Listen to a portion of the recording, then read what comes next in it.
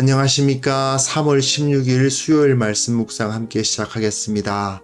오늘도 주님께서 우리와 함께 하셔서 그 크신 은혜로 우리를 붙들어 주시고 실로 우리의 하루를 가치 있게 의미 있게 보낼 수 있도록 도와주시기를 간절히 기도합니다. 오늘 본문은 여호수아 마지막 본문입니다. 24장 29절에서부터 33절까지 말씀인데요. 이 말씀을 통해서 우리의 인생의 마지막이 과연 어떠하면 좋을까?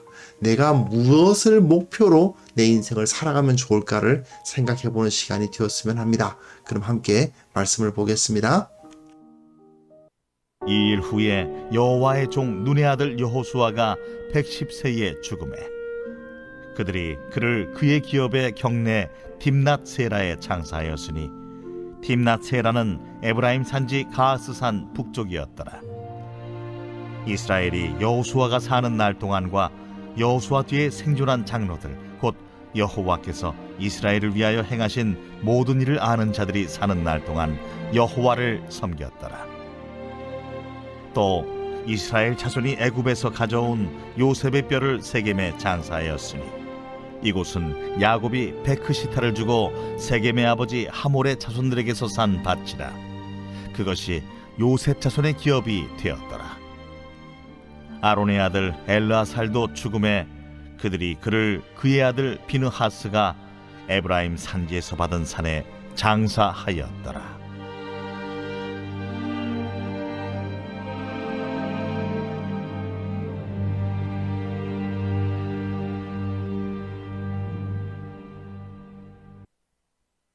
네, 오늘 본문은 여호수아의 마지막 부분이고요. 여호수아의 후기, 그러니까 에필로그라고 할 수 있습니다.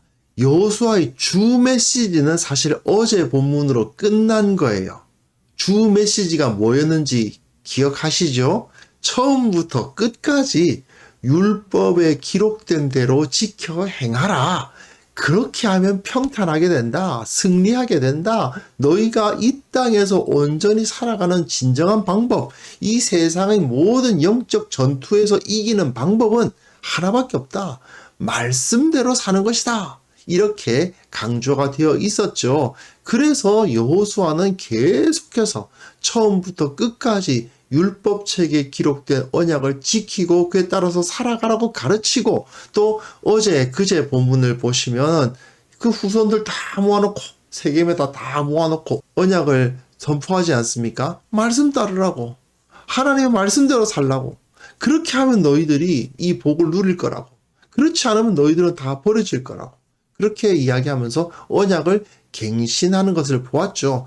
결국 우리는 여호수아 하면은 말씀의 순종, 이것만 기억하면 되는데, 이제 오늘 본문에서는 여호수아가 그렇게 사니까 결국 어떻게 되었는가를 확인할 수가 있는 것이죠.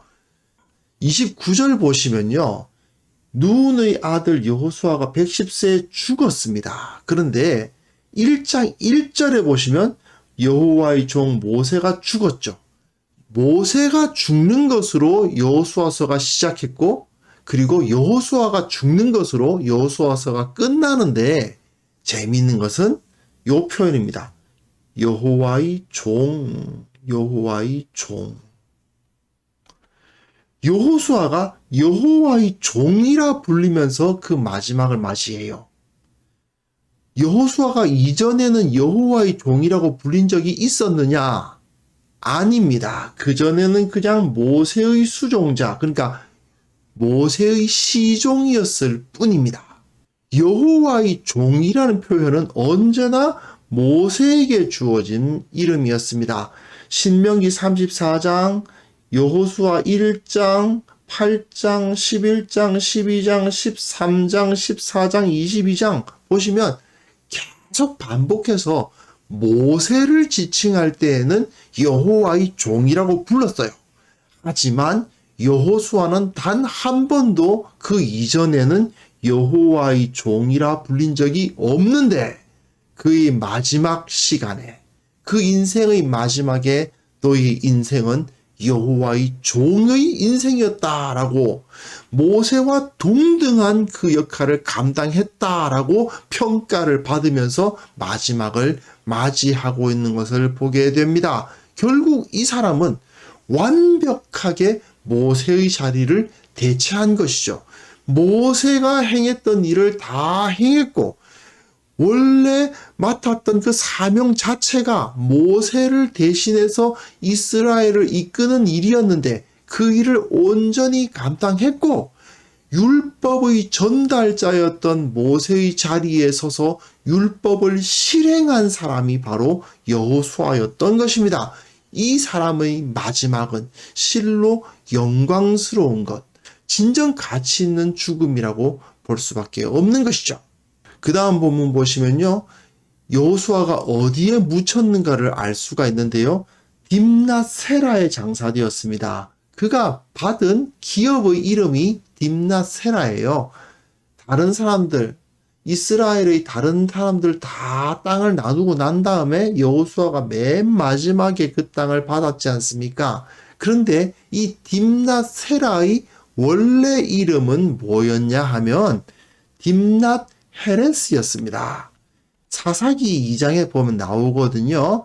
가스산 북쪽, 네, 같죠? 같은 자리를 말하는 거 맞습니다. 그런데 원래 이름은 딥낫세라가 아니고 딥낫 헤레스였던 것이죠. 근데 딥낫 헤레스가 무슨 뜻이냐? 헤레스 하면은 태양이란 뜻이에요. 딥낫 하면은 몫이란 뜻입니다. 목, 내 목 또는 내 땅 뭐 이런 뜻입니다. 그러니까 딥낫 헤레스란 말은 태양의 목 또는 태양의 땅이란 뜻이죠. 그런데 그것을 이름을 바꿉니다. 태양신을 섬기는 듯한 그런 이름이잖아요. 그러다 보니까 그 이름을 바꿔서 뭐라고 부릅니까? 딥낫세라라. 딥낫세라. 그럼 세라는 뭔데? 남는 거란 뜻입니다. 남는 목, 남은 거 그런 뜻입니다.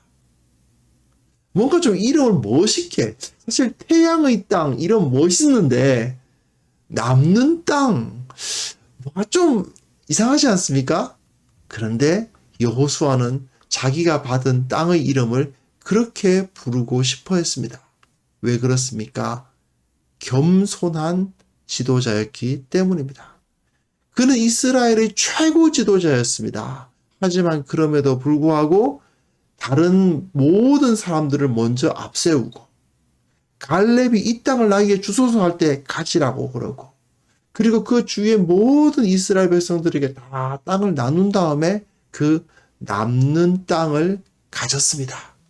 물론 당시 이스라엘 사람들이 상식이 있고 경우가 있는데 여호수아에게 정말 쓸모없는 땅 하나 띡 떼어줬을 일은 없죠. 그럴 리야 있겠습니까? 그러나 여호수아는 그 마음에 다른 이스라엘 사람들이 다 그 땅, 좋아하는 땅을 가지고 나머지 그 남는 것이 있다면 그것을 내 땅으로 갖고 싶다라는 마음을 품었던 그런 겸손한 지도자였습니다.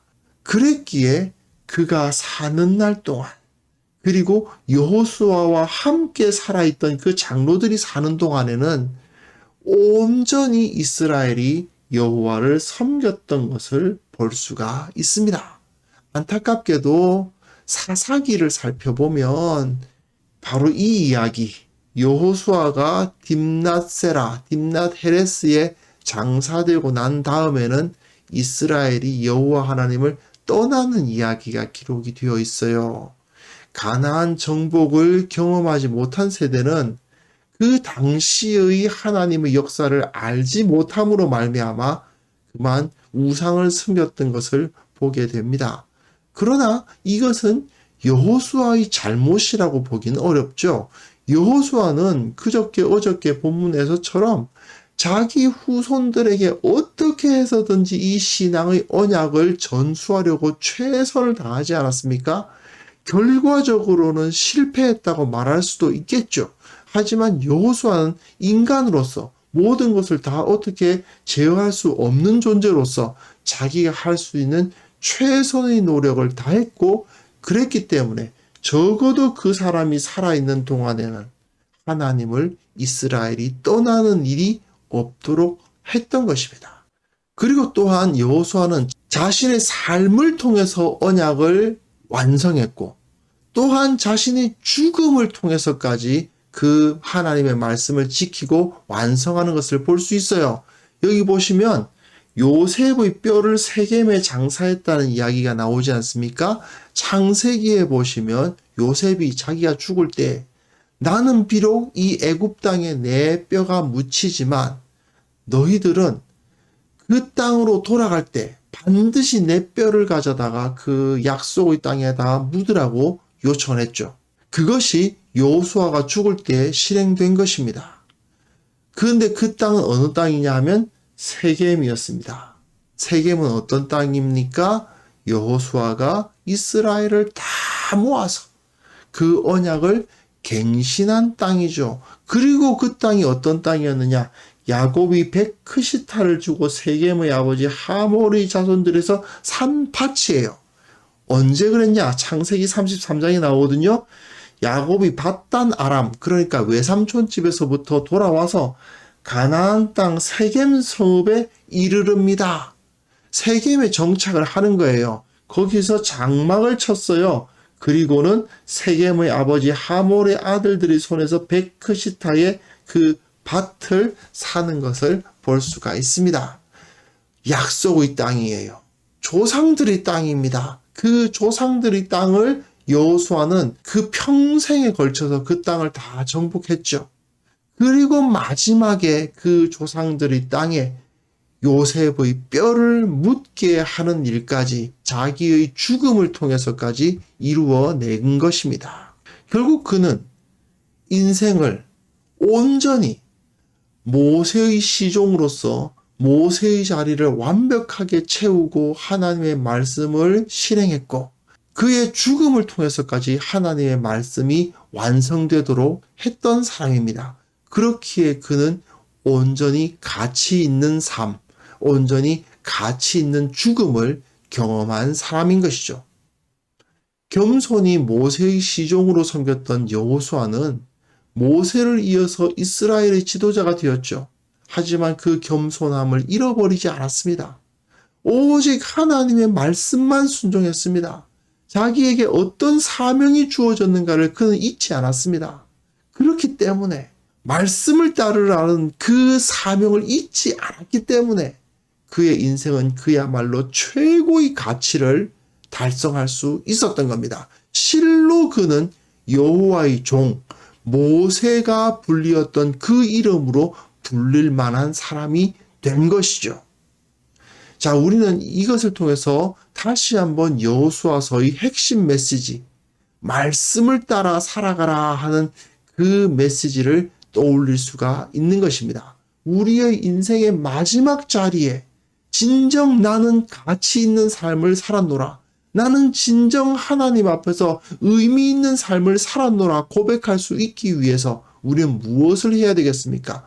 나는 내게 주어진 사명을 다 이루었다라고 간증하며 주님께로 가기 위해서 우리는 무엇을 해야 되겠습니까? 네, 끊임없이 말씀 붙들고 말씀의 가르침을 실천하고 그 말씀의 원리대로 나의 인생을 이끌어 나가는 그러한 삶을 살아야 되지 않겠습니까? 그것을 이 여호수아서를 덮는 이 시간에 확인할 수 있었으면 좋겠습니다. 그리고 이것을 꿈꿔 봅시다. 내 인생이 그 마지막 호흡을 들이쉴 때에 참으로 내 인생은 주님 안에서 가치 있는 인생이었노라. 진정 나는 나에게 주어진 사명을 다 이루었노라. 주님의 나라를 위해서 무엇 먹을까 무엇 입을까 고민하면서 산 것이 아니라 주님의 나라와 그 의를 위해서 살았노라 고백할 수 있는 그러한 인생을 살고 싶지 않습니까? 그러한 죽음을 맞이하고 싶지 않습니까? 이 시간 함께 그것을 위해서 기도하는 시간 가졌으면 합니다.